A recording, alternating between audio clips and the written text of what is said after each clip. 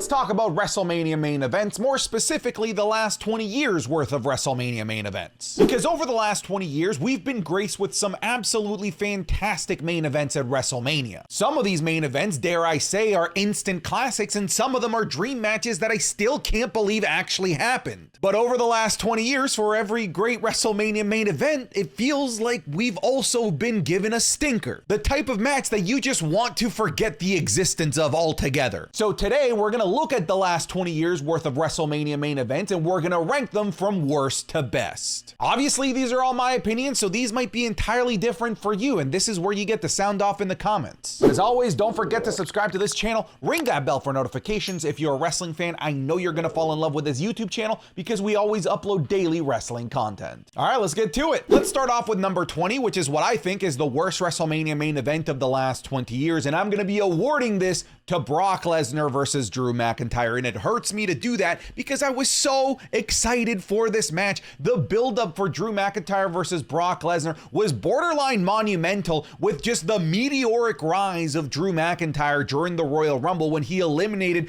the insurmountable, unstoppable Brock Lesnar, who had just been tossing people out left, right, and center. This was supposed to be Drew McIntyre's crowning. This was supposed to be his moment in front of a packed arena, but unfortunately, real world circumstances stole that away from us. However, just because I'm willing to forgive WrestleMania 36 for being a bit more funky and weird because of the real world circumstances of the pandemic, it doesn't mean I'm gonna sit here and forgive a 4-minute finisher fest to close a 2-night show. Had they done this in front of people, people would have rioted. To me, the only reason that they were able to get away with such a terrible, terrible match that, again, was 4 minutes of just claymores and F5s and a couple suplexes here or there, was because there was no one in attendance to give them pushback. In my opinion, they gave the same level of effort, no, a less level of effort than they would at a house show. It's a shame because this was Drew McIntyre's moment, and to me, it was sullied by just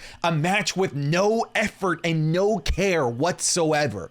At number 19, I'm going to put what a lot of people have as their worst WrestleMania main event of the last 20 years. I'm going to have John Cena versus The Miz. I'm at least going to put this above McIntyre versus Brock Lesnar because at the very least, they tried. They had a 20-something minute match. They attempted to put something together. But here's the thing. It's John Cena and The Miz. Neither of them are Bret Hart. Neither of them are AJ Styles or Daniel Bryan. They're both really, really safe and very not particularly exciting in-ring performers. They're both very good in their own right when they're paired with the right individuals that can get the best out of them. But when you put these two types of performers in the ring, you're not gonna make magic. I'm just gonna tell you that right now. You're gonna have just a very boring, very drawn out, slow match that ended in a double countout. A WrestleMania main event, let that sink in, ending on a double countout. And that was bad enough, but then we had The Rock, the host of WrestleMania, come out,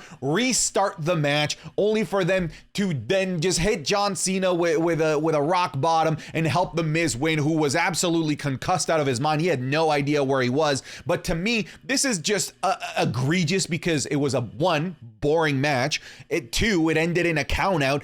3, the ending of the actual match didn't matter because we just restarted it anyway, which is classic 2010s WWE anyway. And also on top of that, The Miz just looked like a buffoon here, even though he ended up winning because he was just the ultimate third wheel to The Rock and John Cena's story for a match that didn't even exist. They used the WrestleMania main event, let that sink in for a second, to build up a match that didn't exist yet. That's what they used the WrestleMania main event for. They used it as a launching platform for something else. That's not what the WrestleMania main event is meant to be for. 18, we have The Undertaker versus Roman Reigns, and look, no one expected this to be good, and this is probably a couple of years too late, because in my opinion, now, especially with the power of hindsight that we love to talk about on this channel, Roman Reigns was the right person to beat the streak. To be frank, the real answer is just nobody should have beat the streak anyway. But if we had to have somebody beat the streak, it should have been Roman Reigns. But Roman Reigns now is the second man on the moon. No one cares about that guy. No one cares about the guy that beats The Undertaker at WrestleMania the second time. He should have been the very first. And on top of that, it's a Roman Reigns at this moment in time in his career is putting on very generic, very formulaic matches. You pair that up with an aging Undertaker who showed up in not the best of conditions either. And what you're going to have is just a slow, drawn out match with botches. We had this one where Undertaker was supposed to tombstone Roman Reigns, and Reigns was supposed to counter it kind of like how Brock Lesnar did, but it all just looked very bad. At the very least, we had that really cool spot with Roman Reigns spearing The Undertaker through a table, but all of this was just not WrestleMania main event worthy. It just didn't feel that way. And it committed one of the biggest cardinal sins in that I didn't care. When you don't care about your closing match, that's a problem. 17 goes to, look at that, Brock Lesnar and Roman Reigns are going to be on this list quite a bit because they main evented a lot of WrestleManias over the last 20 years, and they have had some stinkers for sure. We have Brock Lesnar versus Roman Reigns, this time at WrestleMania 34. To me, this is just an unnecessary match between two people that no one wanted to see have a wrestling match. And that in itself alone completely took out the audience out of this. No one cared. I talked about how one of the biggest sins for a WrestleMania match is just a lack of care from the audience. This was the epitome of not caring because the crowd hated both of these guys. No one wanted Roman Reigns to win because no one wanted Roman Reigns to be the top guy back then. And no one wanted Brock Lesnar to win because he would just disappear for 5 months at a time. Frankly, we figured, fine, I guess we'll take Roman Reigns here. But then they, for some reason, had Brock Lesnar win anyway. So even when they had two terrible decisions, there was one that was less terrible, and that being having Roman Reigns win. They still managed to screw that up too. Speaking of WrestleMania, and if you want even more wrestling content, I'm going to get you more wrestling content over on patreon.com/SantiZap, because over on Patreon, you are going to get the Wrestling is Cool podcast 3 days earlier than everyone else. You're also going to get the Raw reviews, the SmackDown reviews, and you're going to want those because we're heading into WrestleMania, and you're going to get the Raw after Mania review, the SmackDown after WrestleMania review. But then here this week, you're also going to get a full watch along with footage involved of WrestleMania 30 and WrestleMania 27. You're going to like that. Go check it out. Patreon.com/SantiZap. The link will be in the description of this video or in the pinned comment. I'm done with the sellout. Back to the video. 16, looky Lou, we have Roman Reigns again. This time, the unbearably long and incredibly boring Triple H versus Roman Reigns. Similar to the previous match we just talked about between Roman Reigns and Brock Lesnar, no one wanted this as their main event. No one wanted a champion Triple H going into WrestleMania. No one wanted Roman Reigns being shoved down their throat again, but it is what we got, and we got a super long, drawn-out match just for the purposes of giving us something that we knew we were going to get because it was a super predictable ending, and it was an ending that we knew was coming, but we didn't want. So we just had to sit there with our thumbs up our asses, just waiting to get the thing that we didn't want, which was Roman Reigns as WWE Champion. At 15, we have the really unfortunately bad Triple H versus Randy Orton. There's no business for this being bad when you have the people that are involved. You have prime evil Randy Orton in a Triple H that honestly was having one of the best years of his entire career, and you have a storyline that was built up to be a quintessential perfect WrestleMania blow-off feud with Randy Orton and Triple H. Randy Orton attacking Triple H's family members, Triple H invading Randy's home a la LA Knight and AJ Styles recently, only for some reason for the WWE to book this what should be a bloodbath, unsanctioned, no holds barred match into a match where if Triple H got counted out or disqualified, he would lose the WWE Championship. Think about that. Again, we have a home invasion happening in this storyline, and they can't even get violent when they're actually allowed to fight. That is fucking stupid. On top of that, the match itself, because of the handcuffs that it had, it really limited what these guys could do. And even to add insult to injury, it was a little bit weird to have Triple H, the aging veteran, defeat the up-and-coming new face of evil wrestlers in Randy Orton. It should have been Randy standing tall at the end of this. And on top of that, just to really compound on the problems of this match, it went on after the ridiculously good Undertaker versus Shawn Michaels that completely took the crowd out of it. So yeah, you have a quiet stadium, a match that has the wrong stipulation, a slow drawn out match to boot, and what you have is just not a good WrestleMania main event. 14, I say from here on out, the matches are serviceable. Not all of them are fantastic. We still have a couple that leave me questioning. For example, Brock Lesnar versus Roman Reigns, once again, this time at WrestleMania 38. Listen, this is nowhere near as bad as the main event of WrestleMania 34. The only problem with it this time is that they hyped this up like it was going to be the biggest WrestleMania main event of all time, and it was a 12-minute match that really didn't deliver a heck of a whole lot for the moniker of the biggest WrestleMania main event match of all time, because it was a lot of the same, a lot of what we saw, but at the very least this time it was with a Roman Reigns, a tribal chief that had a lot of in-ring awareness and a lot of great in-ring storytelling to boot,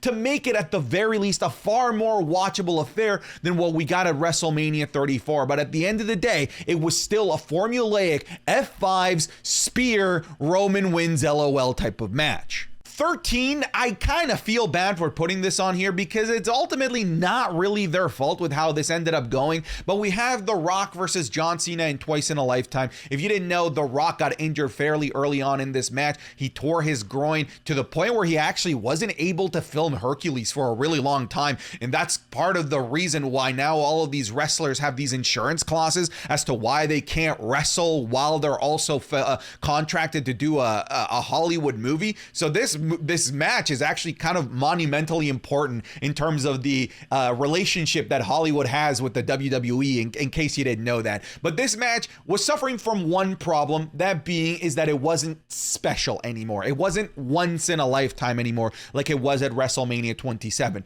We had already seen it, so the allure, the hype of seeing this for the very first time was gone, which means it now had to rely on the in-ring work of the two to really get us going and really make us believe that this is a great match. But ultimately, what this divulged into was just a 25-minute finisher fest. And if I'm looking back at WrestleMania main events, I feel like this is the one that started the concept of just finisher fest that would then follow numerous main events like that throughout the WrestleMania 30s. Just look again at that Brock Lesnar versus Drew McIntyre where it was nothing but finishers. I feel like that kind of started here, but at the very least this was long enough and had enough drama and some good enough stakes where it involved the WWE Championship, and it's still the freaking Rock and John Cena, don't get me wrong. Just because we had already seen it again didn't mean that it wasn't special, but this is leagues below their WrestleMania 28 match. I would say that from here on out, every match is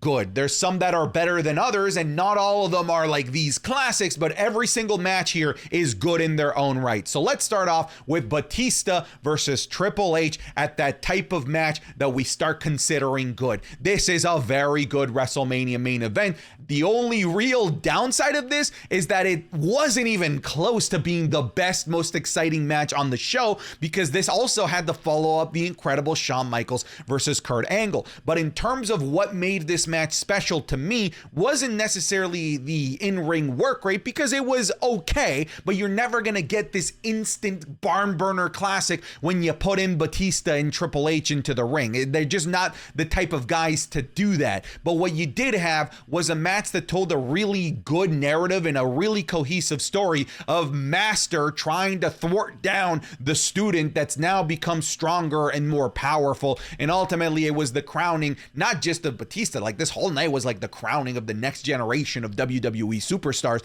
But yeah, this crowned Batista, so it was a good feel-good moment as well. I would say personally that 11 and 12 are interchangeable. I'd say that they're just as good as the other. I just kind of slightly prefer 11, but really toss a coin. They're both the same quality. We have John Cena versus Triple H again, this time at the main event of next year's WrestleMania, WrestleMania 22. I think the reason why I like this a little bit more before you start calling me the John Cena fanboy isn't because it has John Cena Cena, it's because of how involved the crowd is in this match compared to the crowd involvement of Batista versus Triple H, because this is the match that the crowd turned on John Cena really for the first time. There had been some murmurs, some groans regarding John Cena, but this is the crowd that started the "Let's go Cena, Cena sucks" chants that would follow John Cena for the rest of his career. This is the crowd that decided, no, we're not going to accept John Cena as the guy that you're going to shove down our throat. We're going to latch on to Triple H, the cool bad guy, the bad guy that we've all loathed and disdained over the last 4 years because of his reign of terror.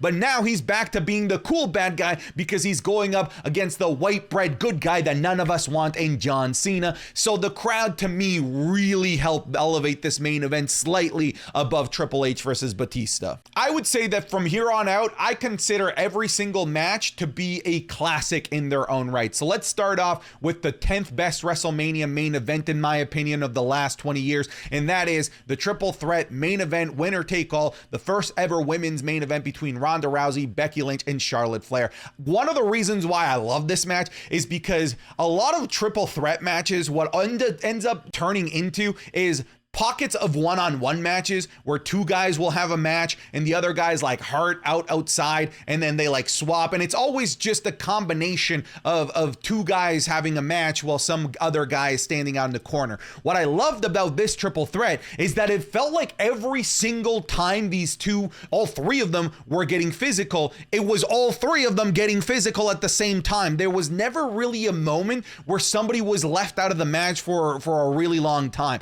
All of the offense revolved around all three of these women, which really resulted in a really unique triple threat match. And obviously it's extra special with this being the first ever women's main event and the only show as of the making of this video to have a women's match close out the entirety of WrestleMania. We've had night one main events be main evented by women, but not night two as of yet.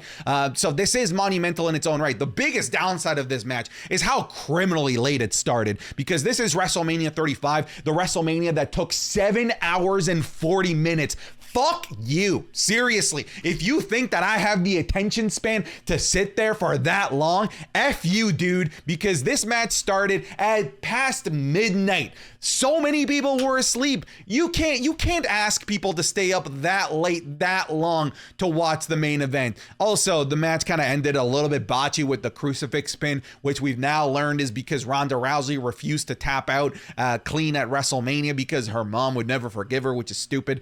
So they ended up doing like a finicky pin instead. And this is what everyone remembers, unfortunately. But what I remember is these freaking moments of these women just torching down the house. At 9, we have what I consider to be a forgotten Undertaker streak classic. This match is absolutely phenomenal. Edge versus The Undertaker does not get talked about enough. This is arguably Edge's best match of his career and one of Undertaker's best streak matches that no one talks about. The only downside of this match is how kind of overbooked it becomes, because it is a really good match in its own right, and both men looked absolutely fantastic and looked like WrestleMania closers from beginning to end. You had Edge getting some really great offense on The Undertaker, of course, from spears to even having him down and pinned down with submissions. We had the legendary run of referee Charles Robinson, all to the ending with the Hell's Gates. We did have the overbooking again with the ref going down, the overbooking with Zack Ryder and Kurt Hawkins, the Edge heads getting involved. But to me, that doesn't take away from this, because at the end of the day, it didn't end with the shenanigans. It was just part of the story and the narrative that was interwoven within the match. But really, the match to me was mostly clean from beginning to end. This is a great match. At number 8, you're going to start to realize that I really like triple threat matches, especially when you have as much chemistry as Daniel Bryan, Edge, and Roman Reigns did going into WrestleMania 37. This is an absolutely fantastic WrestleMania match, but I feel like WrestleMania 36 and 37 kind of get interwoven together and get forgotten together. People do not talk enough about how good this match was. The fantastic in-ring chemistry between all three of these guys was absolutely undeniable. The star power of all three of these guys. Of course, you have the God mode of Roman Reigns. You have an Edge that had just come back, won the Royal Rumble, and an ever fan favorite in Daniel Bryan. You put them in the ring together and they ended up making magic. They ended up making a symphony of beautiful music, and we had the awesome double stack pin. This match is absolutely friggin' rad. If you think that I may have overgraded this one and maybe this should be lower on the list, fine. Whatever, but I don't care. Number 7, I have my dream match. I have once in a lifetime. I hear voices in the air. I hear them loud and come on, man. This was the match of the century. John Cena versus The Rock truly was once in a lifetime. Not only was the match itself once in a lifetime, but the build was historic. Never has the WWE done a year-long feud and a pre-announced a WrestleMania main event an entire year in advance. You have John Cena, the face of the current generation of professional wrestling, and The Rock, the face of a previous generation, but has also become the face of an entirely different industry in Hollywood and become one of the most famous human beings on the planet. You put them together, and even if these two guys are not, your Eddie Guerreros and your Kurt Angles and your Shawn Michaels, the aura, the electricity in the air is enough to carry this match, kind of like Hulk Hogan versus The Rock did all of those years prior. That aura, that electricity, the holy shit, I can't believe we're actually seeing these two guys in the ring after a year long of build, was what was missing out of the WrestleMania 29 rematch, which is why I graded it so low, because it is the hype. It is the WrestleMania main event, once in a lifetime feeling that this match gave. That is the reason why it's so high up on this list. And unlike the WrestleMania 29 rematch, this actually had a really cohesive and very clear narrative that it was telling, in that John Cena was better than The Rock, and better to the point where John Cena was being cocky and tossing The Rock around and making him look bad and putting him in submission holds, to the point where this cockiness of John Cena led to the point of him trying to mock The Rock with his own move, the People's Elbow, and then getting himself caught into a rock bottom from out of nowhere. So unlike the WrestleMania 29 rematch that was just in-ring finishers after finisher after finisher, this had a plot from beginning to end, and you couple that again with the electricity and the aura that was in that arena. This is my dream match. So many people, when they talk about their dream matches, they talk about two guys where it can't happen. It's not physically possible. I got my dream match. I got it fucking twice, yo! At number 6, I feel like I keep getting more and more warm with this match. I feel like it's aging better with time, and that's Roman Reigns versus Cody Rhodes. Now listen, I know a lot of people hate this match because of the result. However, I'm not going to knock it because of the result, because I do believe that they've followed up on this result in a really good way a year later with this build up to WrestleMania 40. But when you actually go back and watch this match is objectively, in terms of in-ring work rate, absolutely fucking fantastic. On top of that, not only is the in-ring action really good, but the theatrics around it, the production around it, the entrances, the Cody Rhodes entrance with like the winged eagle robe that he had, the Roman Reigns final boss a la Ganondorf in the Ocarina of Time playing the organ. If you get that reference, you are nerdy beyond belief, and I love you. But the production of it all just made this feel like the most important wrestling match of all time. And then you got into the ring, and not only were they delivering with the theatrics, but they were putting on an absolute fucking clinic, fellas. Just so many awesome close counts, so many moments where you thought Cody was finally going to beat Roman Reigns, and vice versa, that Cody was not going to be able to finish the story. The overbooking with everyone getting involved, Sami Zayn, Kevin Owens, the Usos, even the Solo Sikoa involvement, all of it to me has aged better with time, even if at the moment I was like, that was a lot. Now that I've had some time to really let this match digest, this shit's a classic. This match was absolutely fantastic in my opinion. At 5, I'm gonna have John Cena versus Shawn Michaels. And what's crazy is that I don't even think that this was the best match of this year's WrestleMania, because I personally believe that The Undertaker versus Batista was better. That just goes to show how good both of those matches were, because I also believe that this match was an absolute classic, and it wasn't even their best match. They would go on to have an even better match on Monday Night Raw a few weeks later, but this match was absolutely phenomenal. And when I talk about John Cena as a performer a lot, I talked about him earlier, you know, when you put him in the ring with The Miz, he's going to work at the level of The Miz. You're not going to have a fantastic match. But when you put Cena with guys that are bona fide just masters of their craft, he elevates his game to match them as closely as possible. And this was one of those situations where Shawn Michaels is all the way up here in terms of his quality work, and John Cena pushed his game up to try and meet him up there. And what they ended up giving us was a match with not just a lot of drama and obviously stakes, because this is the match that was closing the show and was for the WWE Championship, and in its own right was also a match of generations, the Attitude Era, and John Cena, the leader of the Ruthless Aggression Era. But it was also a match where these guys were just pulling out some of the coolest, most innovative moves that I've seen in a WrestleMania main event in a long time, with this beautiful moonsault from Shawn Michaels from the springboard. We had Shawn Michaels, get this, a pile driver on the steel steps. That is not something that happens in wrestling, folks, at least not in the WWE. We had, of course, the theatrics of like refs getting knocked out as well. And then we also had an STF that for the first time ever actually looked like it freaking hurt. And Shawn Michaels sold the STF like an absolute maniac and was just writhing in pain. It kind of reminded me of when he was stuck in the ankle lock from WrestleMania 21 against Kurt Angle. This match is absolutely fantastic, and John Cena's best WrestleMania match of all time. And number 4, again, your boy likes triple threat matches, and I'm going to have the WrestleMania 20 triple threat here between, once again, Shawn Michaels, because Shawn Michaels just puts on amazing matches against his arch nemesis Triple H, as well as Chris Benoit, who ended up winning that year's Royal Rumble match to earn this opportunity. And these guys, honestly, like, their chemistry was just absolutely undeniable. Triple H and Shawn Michaels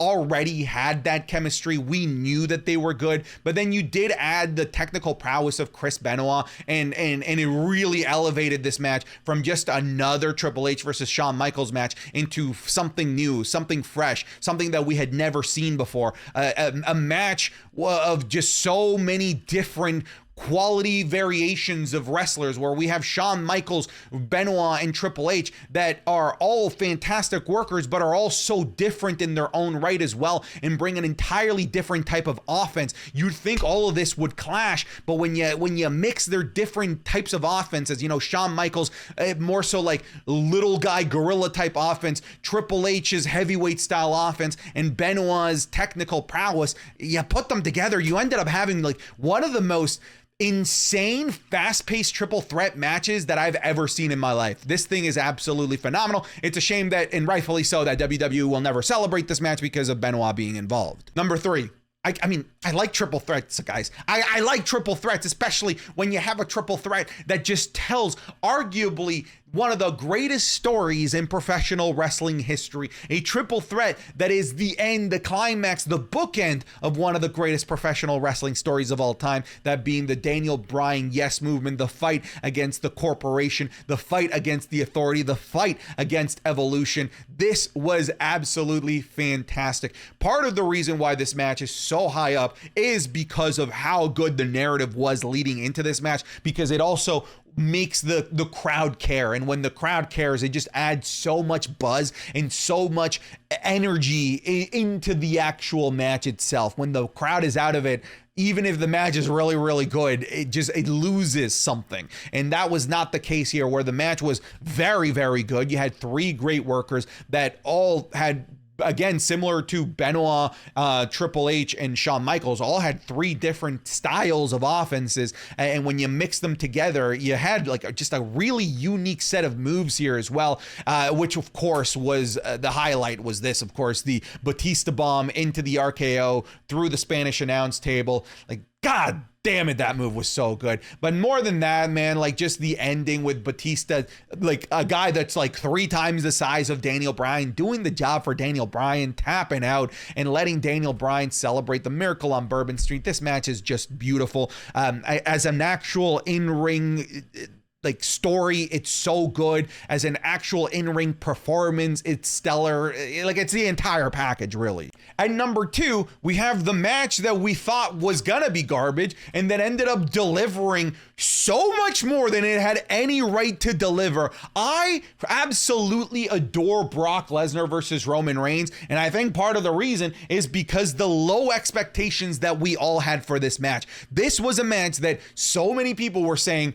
crowd is gonna hijack this. No one cares about Brock Lesnar. No one cares about Roman Reigns. We're all just gonna hijack this and no one is gonna care. But here's the thing. They took a completely different approach that just caught us all off guard, because we figured, oh my God, here we go. They built up Brock Lesnar and beat the streak, so he becomes the top of the food chain. They have the new John Cena-like babyface in Roman Reigns. He's gonna be the one to finally topple him, and it's just gonna be formulaic WWE. But God damn it, the WWE took your expectations, slapped you outside the head, and called you an idiot, dummy. Yeah, because what we ended up getting was Brock Lesnar feasting on Roman Reigns' corpse. He was just eating him alive during this match, just hitting him with like the stiffest of punches, F5s, suplexes. This is the start of Suplex City, bitch. Brock Lesnar was just mauling for what felt like 40 hours